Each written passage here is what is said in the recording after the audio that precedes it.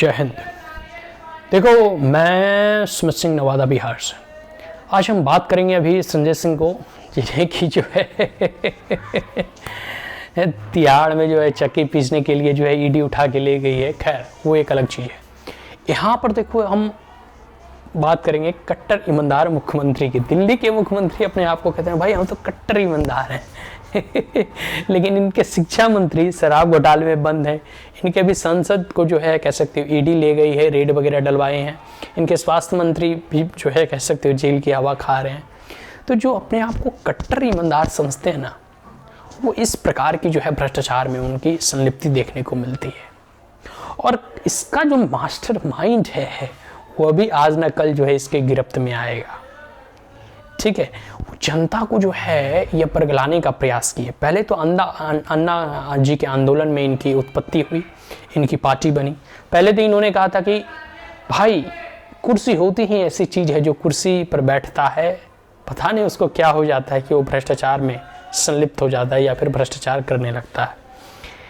देखो, एक चीज़ कहा जाता है ना कि एक बहुत बड़ा कथन है, स्टेटमेंट है किसी महान थिंकर का कि power corrupt and absolute power corrupt absolutely मेरा कहने का मतलब है कि जब तक आप सत्ता से बाहर होते हो तब तक तो आप उसकी आलोचना करते हो। जैसे अरविंद केजरीवाल ने क्या किया, इतना बड़ा अन्ना आंदोलन छोड़ा किसके अगेंस्ट, करप्शन के खिलाफ। और जब आप सत्ता में आए हैं तो जिसके खिलाफ आपने आंदोलन छोड़ा, किसके खिलाफ, कांग्रेस के खिलाफ ही ना। अब उसी कांग्रेस और इंडी के गठबंधन में आप शामिल हो जाते हो। लालू यादव के खिलाफ, शरद पवार के खिलाफ आप सबूत दिखाए फिरते थे कि देखो देखो जी इतने मोटे मोटे सबूत हैं हमारे पास इनके खिलाफ और वही इंडी गठबंधन के साथ मिलकर जो है आप अपने आप को ईमानदार और कट्टर ईमानदार करते हैं और उन्हीं चारा चोरों के साथ, 2G और स्पेक्ट्रम घोटाला करने वालों के साथ आप सम्मिलित हो जाते हैं। तो इससे जनता में क्या संदेश आता है कि आप कितने ईमानदार हैं। इससे तो स्पष्ट पता चल जाता है ना कि आप कितने बड़े कट्टर ईमानदार हैं। सही मायनों में आप पार्टी दुनिया के सबसे भ्रष्ट और भ्रष्टाचारियों वाली पार्टी है। इस पार्टी से कोई भ्रष्टाचार अधिक किसी पार्टी में है ही नहीं। देखो, जो पार्टियां भ्रष्टाचार करती है तो कम से कम ये तो नहीं कहती कि हम कट्टर ईमानदार हैं, लेकिन ये अपने आप को कट्टर ईमानदार का चोला ओढ़ाकर सबसे ज्यादा भ्रष्टाचार और घपलाबाजी करती है। अब इसकी जो पूरी की पूरी जांच होगी तो अभी कई लोग इसके गिरफ्त में आएंगे। ठीक है, लेकिन इससे भी इंटरेस्टिंग एक चीज़ मैं बताता हूँ। अभी मैं वो सब नहीं बोलूँगा कि कैसे अरविंद केजरीवाल बोल रहे थे कि संजय सिंह ने जो है ईडी के खिलाफ कोर्ट में केस कर दिया तो ईडी का पेंट गीली हो गया। अब किसका पेंट गीली हुआ ये तो संजय सिंह ही बताएंगे, तो बेहतर है मैं इस पर अधिक प्रतिक्रिया नहीं दूंगा। एक और इंसिडेंट जो है देखने को आया है कि मनोज झा जो है वो संजय सिंह के पिताजी से या उनके परिवार से मिलने गए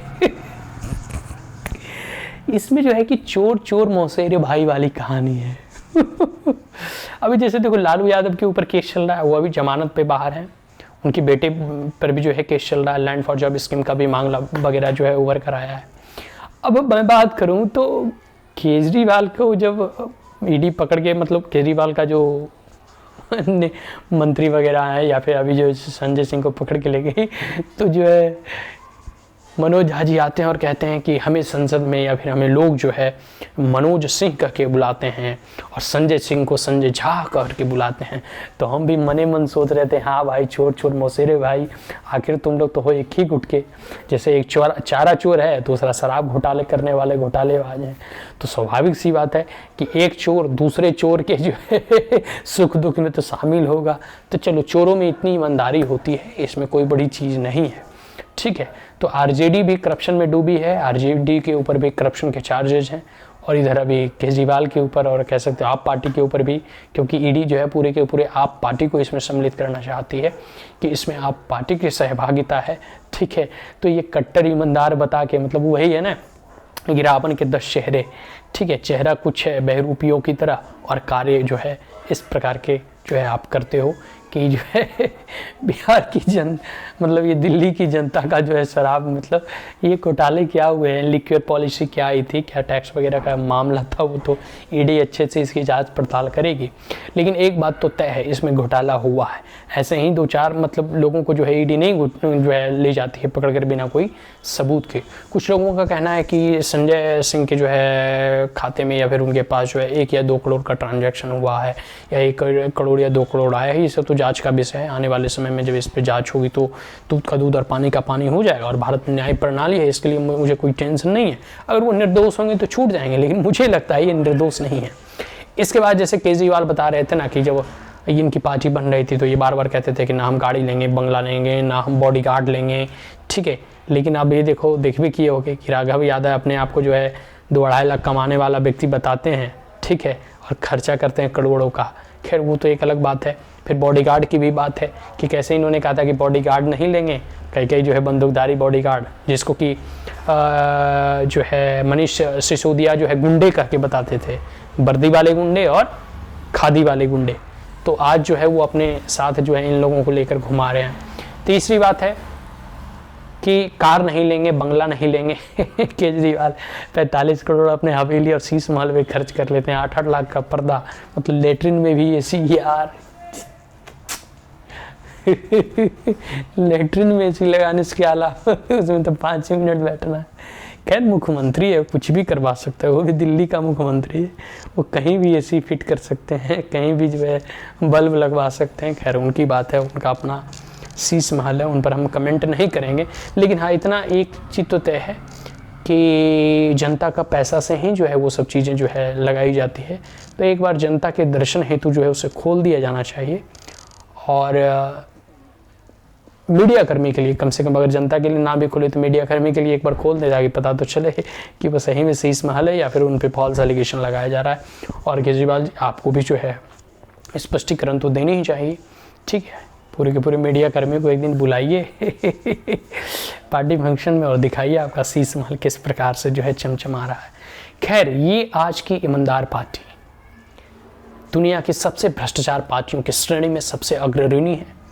और मनोज झा मुख्यतः वो बड़े मज़े में हंसते हुए कह दिए कि हमको जो है मतलब लोग जो है मनोज सिंह और संजय सिंह को मनोज झा करके बुलाते हैं या संजय झा करके बुलाते हैं। तो ये एक दूसरे के पूरक हैं। They are the complementary in nature because both the party are indulge in the corruption. ठीक है, दोनों पार्टियां भ्रष्टाचार में संलिप्त है। तो मनोज हम मज़े में भी मज़े ले रहे हैं और उनका कहना है कि चलो बेटा तुम हमको जो है, और लालू यादव को हमेशा भ्रष्टाचार यूँ की पार्टी बताते थे या भ्रष्टाचारी करके बुलाते थे या कहते थे कि देखो हमारे पास सबूत हैं, आज देखो तुम्हें जो है अच्छे से जो है तुम्हारी जो है ईडी तुम्हारे ऊपर कार्रवाई कर रही है, तुम्हारे ऊपर जो है सबूत जुटा रही है और अच्छे से जो है पूरे के पूरे जो है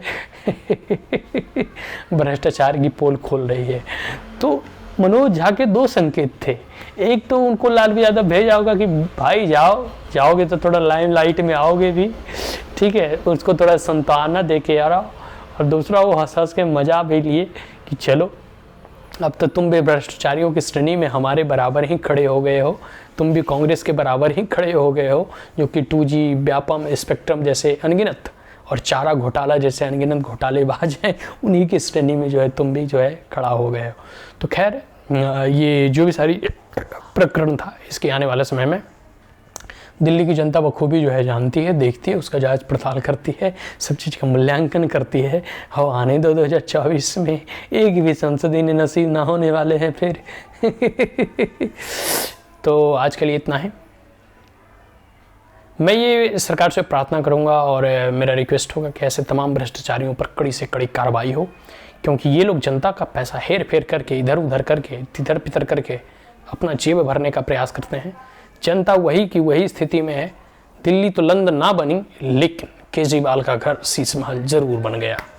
चलिए आज के लिए इतना ही। जय हिंद।